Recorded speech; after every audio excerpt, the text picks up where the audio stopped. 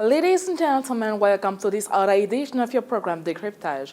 Today's edition focuses on youth leadership development, as Africa's population as a whole is very young, with 60% of the entire continent aged below 25, making it the youngest continent in the world in relation to its population makeup.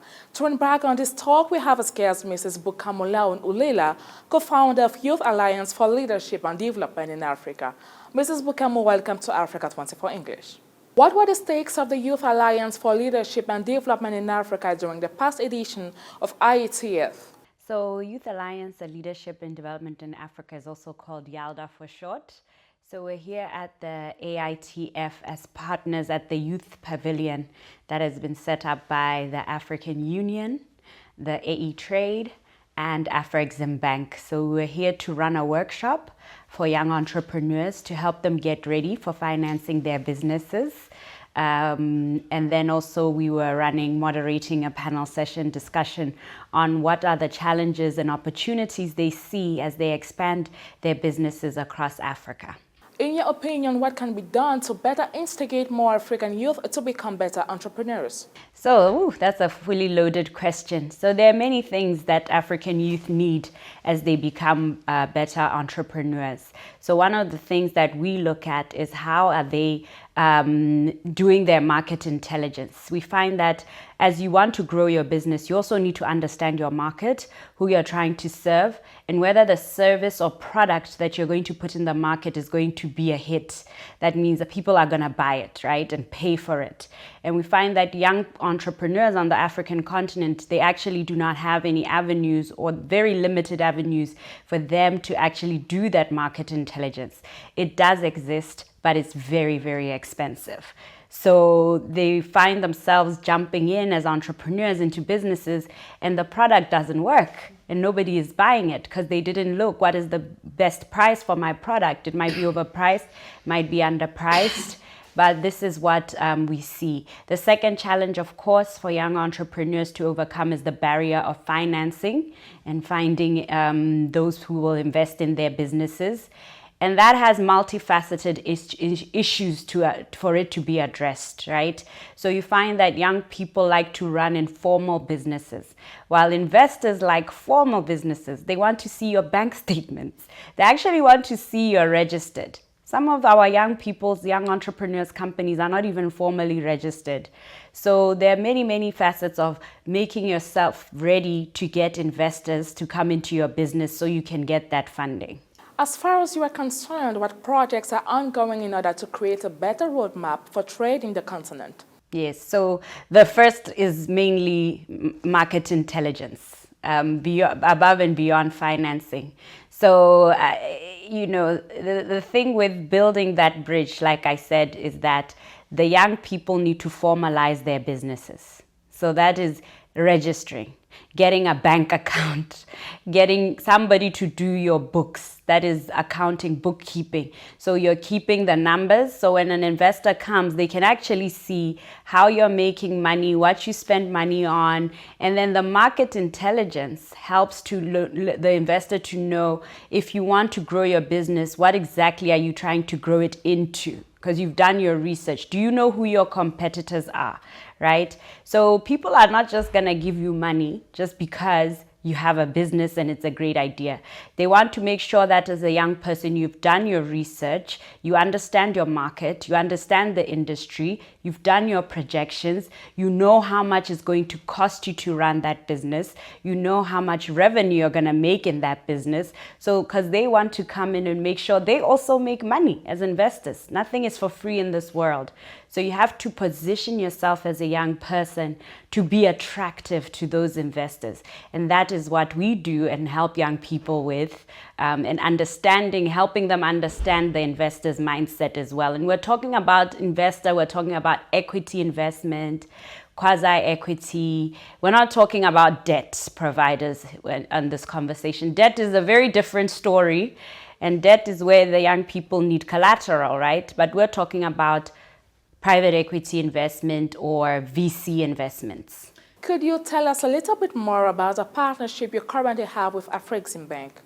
Afrexim Bank has been our partner since 2021 actually. So On a yearly basis, we renew our partnership agreement, and this has been a fantastic opportunity. And I'd like to take this opportunity actually to also thank President Benedict Orama and the team at Afrexim Bank. I won't name them all because there's so many, for the support and the encouragement that they continuously give Youth Alliance for Leadership and Development in Africa. So our agreement was signed to allow YALDA to go out onto the African continent and teach young people what the African Continental Free Trade Area is. And as you know, we are here at the Intra-Africa Trade Fair looking at the AFCFTA as marketplace for Africa. And how do we make sure it's relevant in Africa and people know what it is. So this is what YALDA has been doing since 2021. So this partnership has allowed us to do very many projects with the young people. How do you think these can help break trade barriers? Yes, they can, but it's a huge challenge. And this is what we do with the Afrexim Bank and our other partners being International Trade Center, United Nations Economic Commission for Africa, United Nations Development Program, and most importantly also the AFCFTA Secretariat themselves, is looking at these young entrepreneurs who own these SMMEs, do training programs. We've done an online course last year for 5 months, and teaching them how can they break into intra-Africa trade, what it is they need to know, what do they need to know about the AFCFTA, what are the challenges out there, what are the opportunities. But on the other hand as well, we do surveys to also understand those who are trading, what are the challenges they're experiencing, what are the opportunities they have seen, what have they done to overcome those challenges, so that we can create a symbiotic environment for young entrepreneurs where those who have succeeded in trade can help the others learn and what it is that they can do. And those who are wishing to get into trade now have mentors their age who have gone through the journey. But the trade is not easy for an SMME for various reasons, including the size of the investments you need. Transport and logistics, very expensive on the African continent, but there are many other solutions that we have out there that we have talked about as YALDA, even in the development of the AFCFTA Youth Protocol, on how young people can really be competitive or stand to gain as traders on the African continent. What is your outlook for the next few years? So YALDA, we are going to continue our work in trade and youth and trade on the African continent, and particularly looking at just the question you asked me before, because I could sit here and talk about that all day.